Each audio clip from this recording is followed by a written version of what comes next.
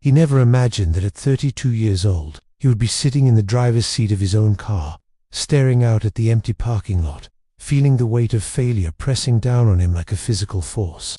Just a few months earlier, he had a steady job, a small apartment, and the illusion of a normal life, but everything crumbled faster than he could comprehend.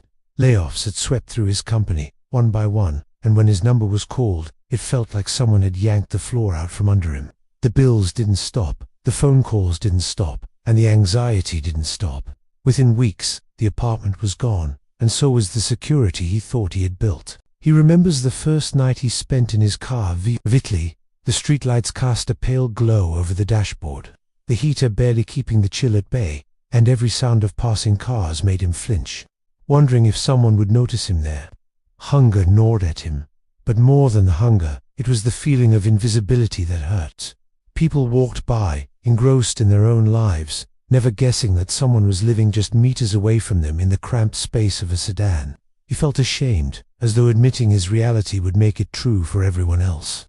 And in some ways, it did. But it wasn't just despair that filled those nights. It was also a strange sense of clarity. Sitting in the car, with nowhere else to go, he had time to think in a way he hadn't allowed himself before.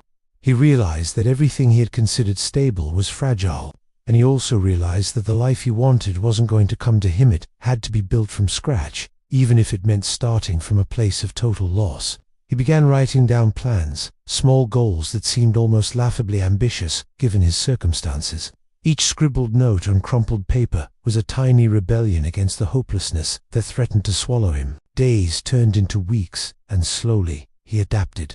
He learned how to navigate life from the confines of a car, finding rest areas that were safe, public libraries where he could use Wi-Fi, and even the kindness of strangers who offered small acts of help, without ever asking for anything in return.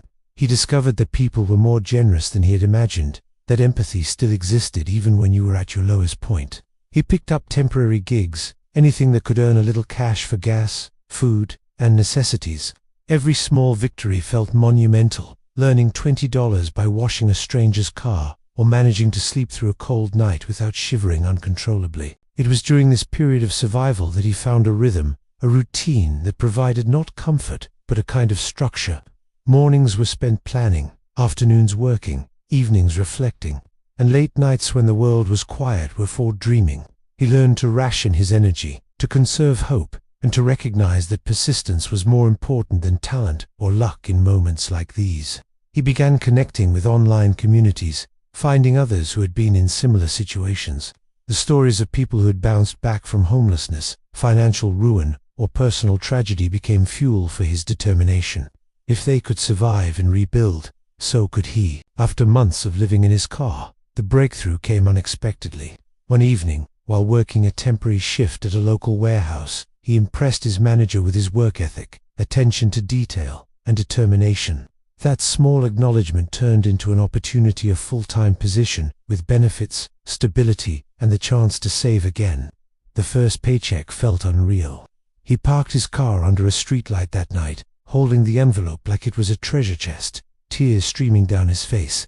The car had been his prison, his refuge, and now it was the silent witness to the first step back toward freedom. Even then, the journey wasn't over.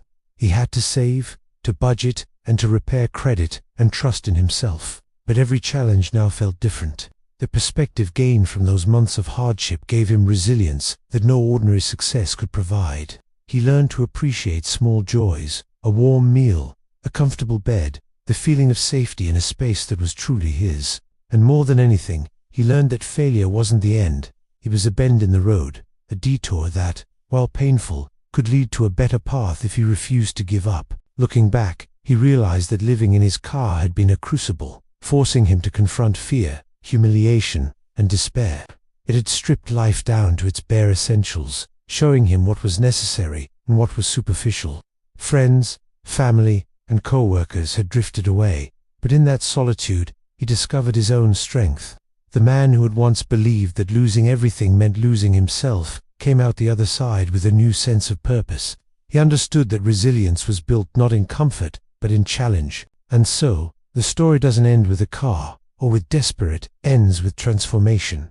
He eventually rented a small apartment, one that he could afford without fear. furnished modestly but warmly. He continued to work diligently, saving, planning, and setting new goals. Opportunities that once seemed unattainable became possible, not because luck had changed, but because he had changed. He carried with him the lessons of those nights spent in the car, and whenever he faced a setback, he remembered how he had survived the worst circumstances and emerged not broken, but stronger, wiser, and more determined than ever. Even after moving into his apartment, life wasn't magically perfect. The echoes of his time in the car stayed with him, a constant reminder that security could vanish in an instant. But instead of fear, these memories fueled caution and determination. Every paycheck was a lesson in financial discipline. Every small luxury, like a warm shower or a cozy blanket, became a victory he didn't take for granted. He started documenting his journey online, anonymously at first, sharing short reflections on what he had learned. He discovered that people connected deeply with stories of real struggle stories that didn't sugarcoat hardship, but offered hope. Over the following months, he began rebuilding relationships that had frayed. Family members who once had little patience for his struggles began to see his growth, not just in tangible achievements, but in the person he had become, resilient, patient, and more empathetic. Friends who had drifted away now sought advice from him, inspired by how he had taken adversity and turned it into a stepping stone. The man who once felt invisible realized that visibility wasn't about attention, it was about impact.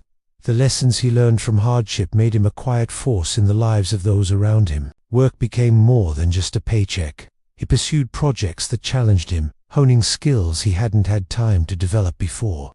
Late nights of studying, taking online courses, and refining his craft replaced despair with purpose. Slowly, doors opened that had once seemed firmly shut. Promotions, freelance opportunities, and collaborations emerged because people recognized not just his talent, but his unwavering work ethic and determination. Every success was layered over the memory of nights in the car, making each achievement feel more profound. But the true transformation was internal. He began waking up each day with gratitude rather than dread. Small setbacks, a delayed payment, a minor argument, or a failed plan no longer devastated him. He understood now that life was a series of challenges, each designed not to break him, but to teach him resilience. He had discovered that perseverance wasn't glamorous. It was steady, sometimes invisible, and often lonely. And yet, it was the only thing that could carry him through to lasting stability. Years later, he looked back at his old car, now parked in a forgotten lot, and smiled. That car, once a symbol of despair, had been the unlikely catalyst for his growth. It had stripped him to his essence, forcing him to confront fears, reevaluate priorities, and discover the depth of his own determination. Today, he owns a home, has a thriving career, and mentors others who face hardship.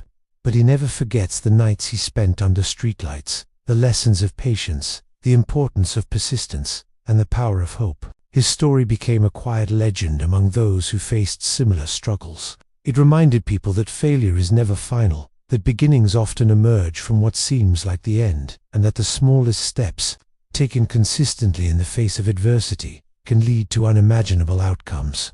The man who lived in his car was no longer defined by that moment, but by the journey that followed and the realization that sometimes hitting rock bottom is not the end, but the foundation upon which everything else can be built. And in that understanding lies the most important truth.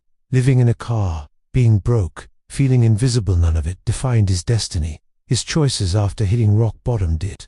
Every act of perseverance, every small step forward, every decision to keep going even when the world seemed indifferent, shaped a life that was richer, stronger, and more meaningful than he could have imagined when he first gripped the steering wheel in despair. He also realized that his story wasn't just about survival, it was about perspective.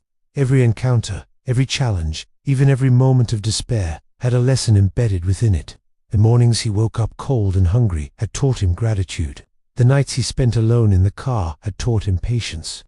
The tiny victories, like saving a few dollars or completing a small freelance project, had taught him that progress, no matter how slow, was still progress. He began to see life as a series of small, meaningful actions rather than one big, elusive breakthrough. He started sharing these lessons with others, not in a preachy way, but through subtle guidance, encouragement, and by being a living example of resilience. Friends, co-workers, and even strangers began to reach out, asking for advice on navigating their own struggles. He realized that the pain he had endured had given him a unique perspective, a way to connect authentically with people facing similar challenges. What once had been a source of shame as homelessness became a bridge to empathy, understanding, and meaningful human connection. Over time, he developed routines and habits that cemented his stability and growth. Mornings were dedicated to planning, afternoons to work, and evenings to reflection. He practiced gratitude daily, journaling his wins, no matter how small, and reminding himself that even the most modest step forward was part of a bigger journey. His small, consistent actions compounded, slowly building a life that felt secure, purposeful, and fulfilling. The real transformation, he understood, was internal. While material stability was important, the real victory was the mental and emotional resilience he had cultivated. The car he once lived in had been a teacher, showing him that adversity could strip away everything external but could never touch the strength within. He carried these lessons into every aspect of his life, from relationships to work to personal goals, and they became the foundation for a life not defined by circumstance, but by character. Now, whenever he looks back on his life, he sees not a series of unfortunate events, but a story of triumph, perseverance, and human resilience. The man who once slept in a car, unsure if he would make it through the night, had become a source of inspiration for others, and that realization brought him peace, because he knew that living in his car had not been the end, it had been the beginning of everything that truly mattered. Looking back, he understood that the nights in the car were never meant to define him, they were meant to teach him the value of persistence, hope, and self-belief. Every struggle he faced became a stepping stone, every hardship a lesson in resilience.